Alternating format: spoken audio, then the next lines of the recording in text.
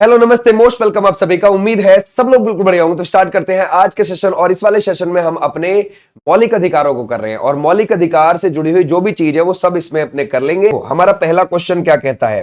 पहला क्वेश्चन है हमारे सामने ये, ओके, कि निम्नलिखित में से किन अनुच्छेदों द्वारा भारतीय संविधान नागरिकों को मूल अधिकार निश्चितता प्रदान करता है? ओके, तो हमारा राइट आंसर होगा 12 से 35 के बीच में आपको ये देखने को मिलेंगे और ये हमारे संविधान के भाग 3 में आपको देखने को मिल जाएंगे। और ये हमने यूएसए से लिया है मौलिक अधिकार को अपने। ओके, कहां से लिया है? अमेरिका से लिया है मौलिक अधिकार को। ठीक है, अच्छा ठीक है, हमने इतनी बात जानी। अब हम कितने हमारे पास मौलिक अधिकार है? हमारे पास 6 मौलिक अधिकार है अभी, है ना भाई। शुरू में कितने थे? हमारे पास 7 थे शुरू में। ओके, किसको निकाल दिया? ये जो आप आर्टिकल 31 में संपत्ति का अधिकार देखते हो ना, इसको निकाल दिया। ठीक है भाई, संपत्ति के अधिकार को निकाल के 300A में ले जाकर रख दिया, कानूनी अधिकार बना दिया मौलिक अधिकार से हटा के। और ये किससे किया गया है? 44वां संविधान संशोधन 1978 से ये काम किया गया है। तो जब हमारा संविधान लागू हुआ था 26 जनवरी 1950 को, उस समय तो हमारे पास 7 ही मौलिक अधिकार थे। अभी हमारे पास 6 बचे हैं, एक को हटा दिया गया है। ठीक है, क्लियर हो जाएगा। जो आर्टिकल 31 में था संपत्ति के अधिकार को, उसको हटा दिया गया है। ठीक है, क्लियर हो जाएगा। अच्छा, अब आते हैं कि भाई आर्टिकल 12 में क्या लिखा हुआ है सर? आर्टिकल 12 जो है ना, इसमें राज्य की परिभाषा है। समझ गए? किसकी? राज्य की परिभाषा। अब आप सोचोगे सर राज्य का मतलब क्या है? राज्य की परिभाषा मतलब, राज्य की परिभाषा से मतलब है जैसे हमारी केंद्र की संसद, ठीक है, और राज्य में हमारा विधानमंडल। ठीक है, ध्यान रखोगे, विधानमंडल और स्थानीय सरकारें जो होती हैं हमारी। ठीक है भाई, ध्यान रखोगे, जो हमारी स्थानीय स्वशासन होता है, स्थानीय सरकार जो होती है। ठीक है भाई, या फिर सरकार के द्वारा जो भी, ध्यान रखोगे, बॉडी, चाहे सरकार के द्वारा जो भी बॉडी चलाई जा रही हो, है ना भाई, वो भी हमारी सरकार इसमें ही आती है, राज्य की परिभाषा में ही आती है। ठीक है, क्लियर हो जाएगा। अगर आपसे कभी भी पूछे आर्टिकल 12 क्या है, तो आप बोलोगे राज्य की परिभाषा है। और राज्य का मतलब क्या है? जैसे हमारी संसद हो गई केंद्र में, है ना, जैसे हमारा विधानमंडल हो गया राज्य में, और हमारी स्थानीय सरकार हो गई, या फिर जो भी हमारी सरकार के द्वारा चीज चलाई जा रही है ना, जो भी बॉडी चलाई जा रही है, वो सब राज्य के अंडर आती है। ठीक है, अच्छा, अब आर्टिकल 13 में क्या बात है भाई? अगर आपसे पूछा जाए आर्टिकल 13 में यह बात बोला गया है कि कोई भी कानून जो हमारे मौलिक अधिकारों को कम करता है या इफेक्ट करता है, वो कानून, ध्यान रखोगे, इस आर्टिकल 13 में आता है, वो कानून मान्य नहीं होगा बिल्कुल भी, जो हमारे मौलिक अधिकार को थोड़ा सा भी टच करता है, थोड़ा सा भी इफेक्ट पहुंचाता है। तो आप क्या लिखोगे? आर्टिकल 13। ठीक है भाई, है ना, आप लिखोगे वो कानून, ठीक है भाई, ध्यान रखोगे, वो कानून जो मौलिक अधिकार को, है ना भाई, ध्यान रखोगे, इफेक्ट करता है, थोड़ा सा भी असर पहुंचाता है, थोड़ी सी भी दिक्कत डालता है, वो बिल्कुल मान्य नहीं होगा, वो बिल्कुल शून्य हो जाएगा, वो बिल्कुल जीरो माना जाएगा। समझ गए? क्लियर हो जाएगा। ऐसे आप ध्यान रखना, चाहे वो हमारे संविधान लागू होने से पहले का ही क्यों ना हो वो कानून, और बाद की तो बात ही छोड़ दीजिए। ठीक है, संविधान लागू होने के बाद की तो आप बात ही छोड़ दीजिए। समझ गए? बेशक पहले का क्यों ना हो, अगर वो मौलिक अधिकार को इफेक्ट पहुंचा रहा है, वो खत्म माना जाएगा, वो शून्य माना जाएगा। तो हमारे आर्टिकल 12 और 13 तो ये हो गए। ओके, अब आगे आते हैं। अब आते हैं भारत के संविधान में निम्नलिखित में से कौन सा अनुच्छेद समानता के अधिकार की बात करता है? अब हमारे यहां पर क्या होता है, आर्टिकल 14 से 18 तक समानता की बात करी गई है। किसकी? समानता की। ओके, ये हमारे समानता का अधिकार बोला जाता है, याद रखोगे, समानता का अधिकार। और ये कहां पर बोला जाता है? ये बोला जाता है 14 से 18 तक। चलो देख कर आते हैं हमारा 14 में क्या है। 14 में बोला गया है विधि के समक्ष समानता की बात।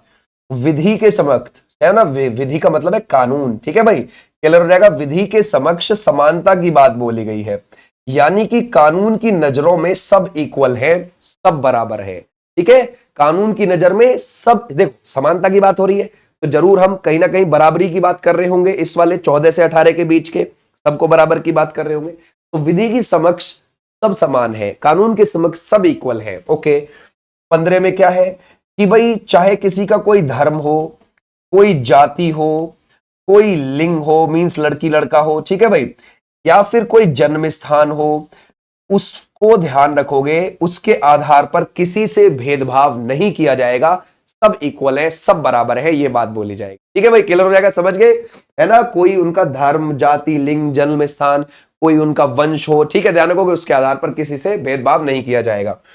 16 में क्या है, लोक नियोजन में समान अवसर है। ठीक है भाई, ध्यान रखोगे लोक नियोजन में समान अवसर। ठीक है भाई, ये भी आप ध्यान रखोगे, समान अवसर। इसका मतलब क्या है ना भाई, मतलब लोक कार्य जो सरकार के द्वारा चलाए जा रहे हैं उसमें सबको समान अवसर दिया जाएगा, या फिर जो सरकार की सरकारी नौकरियां होती हैं जैसे, उनमें सबको समान अवसर दिया जाएगा, उनसे भेदभाव नहीं किया जाएगा। ठीक है, चाहे सरकार को आरक्षण लग लगा के देना पड़ो, लेकिन वो इक्वल जरूर करेगी, सबको समान जरूर करेगी। ठीक है, समान हक जरूर देगी। ओके, 17 में क्या है बच्चे, अस्पृश्यता यानी कि छुआछूत का अंत। ठीक है भाई, ध्यान रखोगे, छुआछूत का अंत।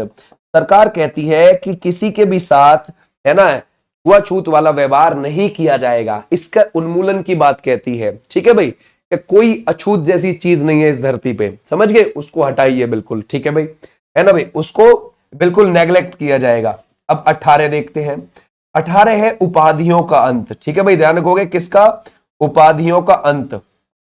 जैसे मान के चलो एग्जाम्पल के लिए, हमारे यहां डॉक्टर और आर्मी की उपाधि तो मानी जाती है। ठीक है भाई, क्लियर हो जाएगा, लेकिन आप मान के चलो अमेरिकन आर्मी में हो आप, ठीक है, अब वहां की उपाधि भारत में मान्य नहीं होगी, ये बात ध्यान रखना। ठीक है भाई, क्लियर हो जाएगा। जैसे आप नेपाल या फिर आप ध्यान रखोगे चाइना की आर्मी से संबंधित है तो उसकी उपाधि यहां पर नहीं मानी जाएगी। ठीक है भाई, यहां पर सिर्फ कौन सी उपाधि भारत के अंदर, डॉक्टर और आर्मी की उपाधि मान्य मानी जाती है। जैसे हम किसी से रिटायर होने के बाद भी क्या बोलते हैं, और कर्नल साहब कैसे हो, और ब्रिगेडियर साहब कैसे हो। ठीक है भाई, तो वो बाद में भी मान्य होती है उनकी। ठीक है भाई, और डॉक्टरों की तो है ही, और डॉक्टर साहब कैसे हो आप। ठीक है भाई, ध्यान रखोगे, ऐसे आपने ध्यान रखना। ये हमारा हो गया 14 से 18 के बीच में। अब आ जाओ आगे, भारत के संविधान का कौन सा अनुच्छेद कानूनों के समान संरक्षण और कानून के समक्ष समानता की बात करता है। अभी देखा था हमने, 14 कहता है, बिल्कुल ठीक है। आ जाओ नेक्स्ट पर, बोलता है भारतीय संविधान के किस अनुच्छेद के तहत भारतीय संविधान भारतीय नागरिकों को 6 मौलिक अधिकार की स्वतंत्रता की गारंटी देता है। अब हमने 14 से 18 तक पढ़ लिए, 19 से लेकर 22 के बीच में ये आता है हमारा स्वतंत्रता का अधिकार। किसका आता है ये, स्वतंत्रता का अधिकार है ये हमारा। ठीक है भाई, क्लियर हो जाएगा, स्वतंत्रता का अधिकार बोला जाता है। ठीक है, अब इसमें आप 19 को पकड़ लीजिए। 19 कहता है अभिव्यक्ति की स्वतंत्रता के बारे में, इसकी अभिव्यक्ति की स्वतंत्रता के बारे में बोलता है। ठीक है, क्लियर हो जाएगा। 19 आर्टिकल जो है ना, 19 से 22 स्वतंत्रता का अधिकार है, और 19 से अभिव्यक्ति की, इंसान आदमी की। ठीक है, ध्यान रखोगे, अभिव्यक्ति की स्वतंत्रता। अब इसमें क्या है, 19(1) के 1 में ध्यान रखोगे, 19(1) के 1 में क्या बोली गई है, वाक की स्वतंत्रता, बोलने की स्वतंत्रता, वाक की स्वतंत्रता के बारे में बोला गया है, आपको बोलने की स्वतंत्रता है। ठीक है, क्लियर हो जाएगा। अच्छा, फिर 19(1) के 2 में ले लीजिए, है ना, 19(1) इस तरफ चलता रहेगा, फिर उसके 1, 2, 3, 4 ऐसे इधर चलेंगे। 19(1) के 2 में क्या बात है कि आप कहीं पर भी इकट्ठा हो सकते हैं, है ना भाई, ध्यान रखोगे, इकट्ठा हो सकते हैं बिना हथियार के। ठीक है, क्लियर हो जाएगा, बिना हथियार के आप कहीं पर इकट्ठा हो सकते हैं।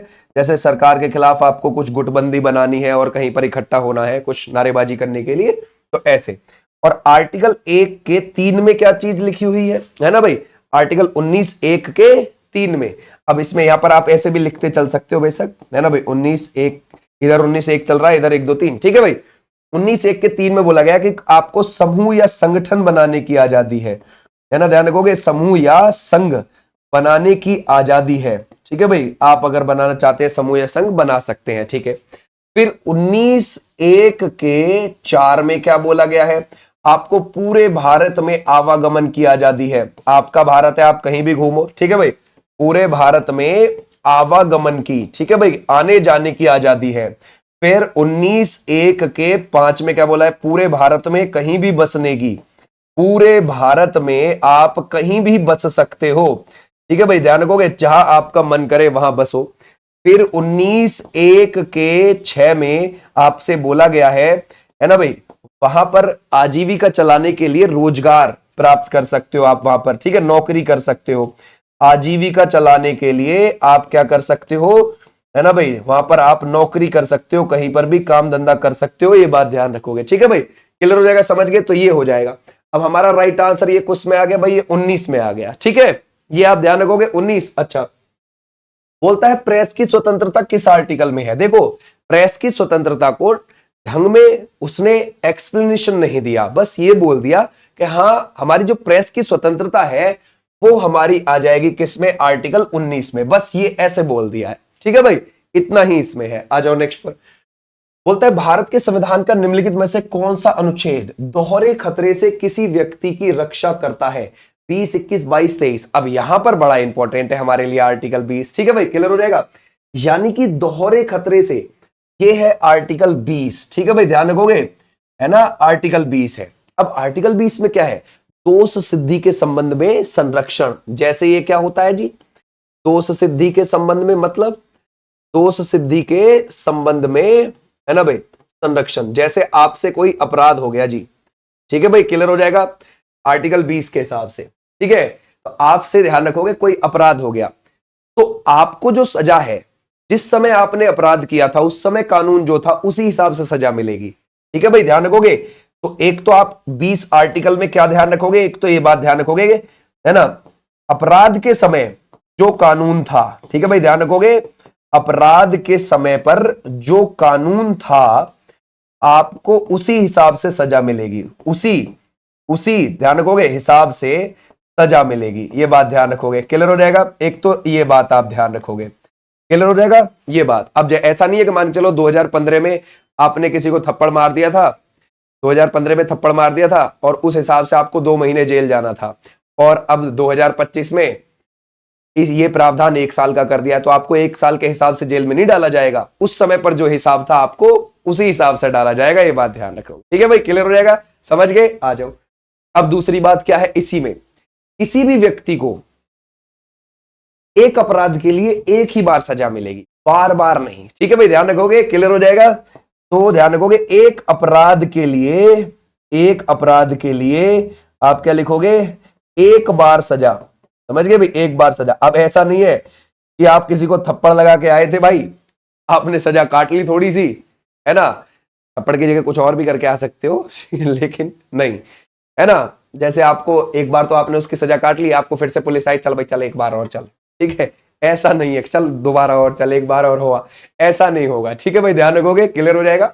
और तीसरा क्या है कि अपने विरुद्ध, है ना, गवाही देने के लिए आप पर प्रेशर नहीं बना सकती पुलिस का, देख तूने ये क्राइम किया है, कोर्ट में यही बोलना जाके, ऐसा नहीं करने का है, ठीक है भाई, ध्यान रखोगे, अपने विरुद्ध, ये बात आप ध्यान रखना, अपने विरुद्ध गवाही के लिए आपको बाध्य नहीं कर सकती पुलिस, ये भी आप ध्यान रखोगे। तो ये 20 में 3 आते हैं यहां पर, ठीक है भाई। आ जाओ नेक्स्ट पर। बोलता है भारत के संविधान का आर्टिकल 21A कौन सा अधिकार प्रदान करता है, वो कौन सा है। 21A जो है वो शिक्षा का करता है। पहले तो आर्टिकल 21 देखो, आर्टिकल 21 में बोली गई है प्राण एवं दैहिक स्वतंत्रता, प्राण एवं दैहिक स्वतंत्रता, ठीक है भाई, ध्यान रखो, इसके बारे में बोली गई है, ठीक है भाई, क्लियर हो जाएगा। आपको स्वच्छ पानी पीने का अधिकार है, स्वच्छ हवा में रहने का अधिकार है। मान के चलो कल को तुम्हारे पड़ोसी ने सामने, तुम्हारे घर के सामने भट्टा खोल लिया और भट्टे की चिमनी तुम्हारे घर की तरफ कर दी, तो धुआं तुम्हारे घर में भरेगा, तुमको प्रॉब्लम हो रही है, ठीक है, ध्यान रखोगे। तो आपको स्वच्छ पानी, स्वच्छ वातावरण का जीने का अधिकार है, समझिए, क्लियर हो जाएगा। आर्टिकल 21, ठीक है, यानी आपके मौलिक अधिकार का 21 का उल्लंघन हो रहा है अगर उसने तुम्हारी तरफ को भट्टा करा है, भट्टे की चिमनी करी है, तो ठीक है, क्लियर हो जाएगा। अच्छा, अब आर्टिकल 21 के ए में क्या चीज ऐड करी गई, 21 के ए में, 21 के ए में ये ऐड किया गया 86वें संविधान संशोधन 2002 से कि 6 से 14 वर्ष तक के बच्चों के लिए निशुल्क और अनिवार्य शिक्षा प्रदान की जाएगी, निशुल्क और अनिवार्य शिक्षा प्रदान की जाएगी, ये बात बोली गई, ठीक है भाई, क्लियर हो जाएगा। इस प्रावधान को कहां से लेकर आए थे, आर्टिकल 45 में लेकर आए थे। आर्टिकल 45 डीपीएसपी में आता है, राज्य के नीति निर्देशक सिद्धांत हमारे भाग 4 में आते हैं हमारे संविधान के, और आर्टिकल 36 से 51 के बीच में आते हैं। तो वहीं से आर्टिकल 45 से इस प्रावधान को उठा के मौलिक अधिकार में रख दिया लेकर, और यहां पर क्या कर दिया, यहां पे कर दिया कि 0 से 6, अगर राज्य सरकार चाहे, क्योंकि डीपीएसपी राज्य सरकार को मिले हुए रहते हैं, तो अगर राज्य सरकार चाहे तो 0 से 6 वर्ष तक के बच्चों की शिक्षा पर कार्य कर सकती है। लेकिन यहां पर ये उठा के रख दिया। ठीक है भाई, क्लियर हो जाएगा। ऐसे आप ध्यान, क्योंकि यहां पर आर्टिकल खाली हो गया था, यहां की चीज यहां रख दी थी, तो इसलिए यहां पर 0 से 6 वर्ष तक के बच्चों के लिए कर दिया। ठीक है, तो ये हमारे हो गए। अगला आ जाओ भाई। बोलता है संविधान का निम्नलिखित में से कौन सा अनुच्छेद किसी व्यक्ति को अपनी पसंद के वकील से परामर्श लेने का अधिकार देता है। अब यहां पर ये जो आर्टिकल है 22 बड़ा इंपॉर्टेंट है, ध्यान से देना। ठीक है भाई, जैसे एग्जाम्पल के लिए अब देखो, अभी अपने आर्टिकल 20 पढ़ा था, ठीक है, 20 में अपराध कर दिया था, ठीक है, अब पुलिस पकड़ने आएगी 22 के थ्रू। ये बात ध्यान रखना है, ऐसे ध्यान रखना है, कंफ्यूज नहीं होना है दोनों में।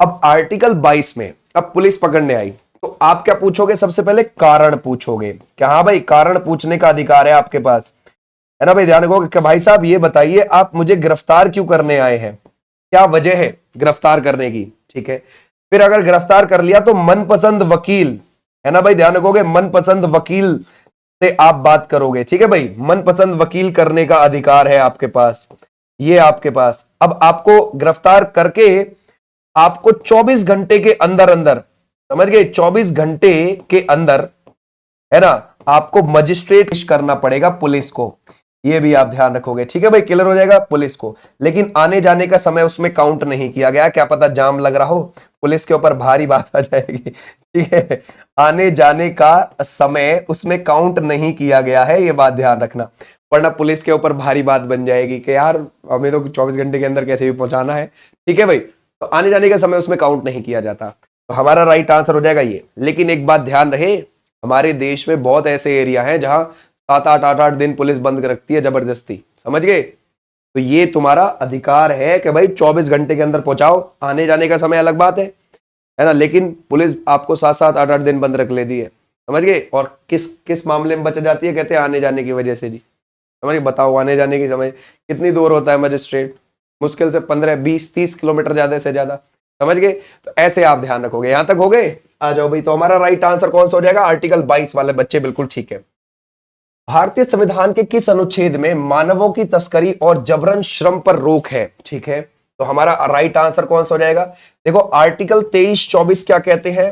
शोषण के विरुद्ध अधिकार की बात बोलते हैं। क्या कहते हैं? शोषण के विरुद्ध अधिकार, ये बात ध्यान रखना, विरुद्ध अधिकार। इसका मतलब क्या हो जाएगा जी? देखो, आर्टिकल 23 ये बोलता है कि जबरन आपसे बंधुआ मजदूरी नहीं करवाई जाएगी, आपको पकड़ के आपका देह व्यापार नहीं किया जाएगा। तो हमारा राइट आंसर हो गया 23। और आर्टिकल 24 ये कहता है कि 14 वर्ष से कम के बच्चे को, 14 वर्ष से कम के बच्चे को भट्टे या कारखाने पर कार्य नहीं करने दिया जाएगा। लेकिन फिर भी हो रहा होता है, छोटे छोटे बच्चे भट्टों पर कार्य कर रहे होते। ठीक है, तो ये भी आप ध्यान रखना। तो ये भी संविधान का उल्लंघन है। ठीक है, देखो, भारत के संविधान में निम्नलिखित में से कौन सा अनुच्छेद धर्म की स्वतंत्रता का अधिकार प्रदान करता है? तो जैसे ही आपको ये 25 से 28 देखने को मिले ना आर्टिकल, समझ जाना ये किसके बीच की बात कर रहे हैं? धर्म की स्वतंत्रता की बात कर रहे हैं, धर्म की स्वतंत्रता की बात कर रहे हैं, ये आपने ध्यान रखना है, धर्म की स्वतंत्रता। ठीक है, क्लियर हो जाएगा। किसके अनुसार है ये? 25 से लेकर 28 के अनुसार आपको ध्यान रखना है। ठीक है, क्लियर हो जाएगा। अच्छा, आर्टिकल 25 में क्या बोला गया है? ध्यान से सुनो। आर्टिकल 25 में यह बोला गया कि आपको कोई भी धर्म मानने की, है ना भाई, ध्यान रखोगे, कोई भी धर्म मानने की स्वतंत्रता है। ठीक है, ध्यान रखोगे, धर्म मानने की स्वतंत्रता है, यह बात बोली गई है, यह ध्यान रखना, आर्टिकल 25 में बोली गई है। ठीक है, क्लियर हो जाएगा। मानो, उसका आचरण करो, उसका प्रचार प्रसार करो, ठीक है, आपकी स्वतंत्रता है वो आर्टिकल 25 के तहत। ठीक है भाई, क्लियर हो जाएगा, समझ गए। अच्छा, आर्टिकल 26 क्या कहता है? आर्टिकल 26 ये बोलता है धर्म का प्रबंधन करने की स्वतंत्रता है, धर्म का प्रबंधन। जैसे मान के चलो कोई आप धार्मिक संस्था खोल रहे हैं तो वो आपका अधिकार है। ठीक है भाई, ठीक है भाई, क्लियर हो जाएगा। धर्म का प्रबंधन करना चाहते हैं आप, अगर कोई आप संस्था खोलना चाहते हैं तो खोल सकते हैं, कोई दिक्कत नहीं है। अब आते हैं आर्टिकल 27 पर। आर्टिकल 27 क्या बोलता है कि देखो, आपने कोई भी धर्म माना है, ठीक है, कोई भी धर्म माना है, उसके तहत आपसे कोई कर नहीं लिया जाएगा। जैसे पुराने समय पर जजिया कर, जकात कर, ये लिए जाते थे ना, ऐसा कोई कर नहीं लिया जाएगा। आप कर मुक्त हो, आपने कोई भी धर्म माना है। ठीक है भाई, क्लियर हो जाएगा, समझ गए। अच्छा, आर्टिकल 28 क्या है? आर्टिकल 28 28 ये कहता है आपको अपनी कोई भी धार्मिक सभा में, जहां पूजा अर्चना हो रही है या कोई धार्मिक सभा चल रही है, उसमें जाने का अधिकार है। आपको कोई नहीं रोक सकता। ठीक है भाई, क्लियर हो जाएगा? आप जाइए, आपकी मर्जी है, कोई दिक्कत नहीं है। ठीक है भाई, क्लियर हो जाएगा? समझ गए? आ जाओ अब नेक्स्ट पर। अब इतना हो गया हमारा राइट आंसर, ये हमने पढ़ लिए। तो ये पूछ लिए जाते हैं अलग अलग आर्टिकल। बोलते हैं भारतीय संविधान के किस अनुच्छेद में अल्पसंख्यक के हितों के संरक्षण की बात है? पहली बात, हमारे अल्पसंख्यक कौन है? देखो, हिंदू तो बहुसंख्यक है, लेकिन अल्पसंख्यक है हमारे 6, जैसे कि 6 धर्म, जैसे कि मुस्लिम हो जाएंगे, जैसे कि ईसाई हो जाएंगे, जैसे कि सिख हो जाएंगे, जैसे कि बौद्ध हो जाएंगे, जैसे कि जैन हो जाएंगे, जैसे कि पारसी हो जाएंगे। तो ये हमारे 6 जो आपको देख रहे हैं धर्म, ये हमारे अल्पसंख्यक है। अल्पसंख्यकों के हितों के संरक्षण, तो हमारा राइट आंसर क्या हो जाएगा? 29 इसमें आता है। देखो, आर्टिकल 29 और 30 जो है ना, ये अल्पसंख्यकों के अधिकार हैं। किसके हैं बच्चे? ध्यान रखोगे, अल्पसंख्यक। ठीक है, अल्पसंख्यकों के अधिकार हैं, ये उनको मिले हुए स्पेशल अधिकार हैं, ये बात ध्यान रखना। तो आर्टिकल 29 में ये बोला गया है हितों का संरक्षण, जैसे अल्पसंख्यक ये जो है, इनकी भाषा, ठीक है भाई, ध्यान रखोगे, इनकी भाषा का संरक्षण किया जाएगा, इनके कल्चर यानी कि इनकी संस्कृति का, ध्यान रखोगे, संस्कृति का है ना संरक्षण किया जाएगा। समझ गए? ये जो भाषा बोलते हैं उसका भी संरक्षण किया जाएगा, जो इनका कल्चर है उसका भी संरक्षण किया जाएगा, ये भी आप ध्यान रखोगे। ठीक है भाई, क्लियर हो जाएगा? अच्छा, अब जो आर्टिकल आप 30 देखते हैं उसमें क्या है ना भाई, मान के चलो आर्टिकल 30 के तहत बताता हूं, ध्यान से सुनो। जैसे मान के चलो ये अपने धार्मिक संस्थान खोलना चाहते हैं, कोई भी तो खोल सकते हैं, कोई दिक्कत नहीं है। धार्मिक संस्थान खोलना चाहते हैं तो ये खोल सकते हैं। ठीक है भाई, ध्यान रखोगे, जैसे कि आप है ना, जैसे कि आप धर्म से जुड़े हुए जो भी आप स्कूल देखते हैं, ठीक है भाई, ध्यान रखोगे, जो भी शिक्षण संस्थान है वो आप देखते हैं, खोल सकते हैं, उनको चला सकते हैं, कोई दिक्कत नहीं है। ठीक है भाई, ये भी आप ध्यान रखोगे। और आर्टिकल 31 के बारे में आप लोगों को पता ही है कि भाई 31 को हटा दिया गया है, 31 में संपत्ति का अधिकार था, उसको हटा दिया गया है। ठीक है भाई, अब देखो, सभी अल्पसंख्यकों को, चाहे वे धर्म या भाषा पर आधारित हो, उन्हें अपनी पसंद के शिक्षण संस्थानों की स्थापना और प्रशासन करने का अधिकार होगा। भारत के संविधान का कौन सा है? तो हमने अभी अभी देखा, article 30 is the right answer. बोलते हैं कौन सा अनुच्छेद के अंतर्गत भारत का सर्वोच्च न्यायालय नागरिकों के मौलिक अधिकारों की रक्षा करता है? देखो, आपके किसी भी मौलिक अधिकार में कोई दिक्कत आ रही है, आर्टिकल 32 से जाइए, जिसको संवैधानिक उपचारों का अधिकार बोला जाता है। इसके थ्रू आप सुप्रीम कोर्ट जा सकते हैं। ठीक है भाई, क्लियर हो जाएगा? सुप्रीम कोर्ट संरक्षक है मौलिक अधिकारों का।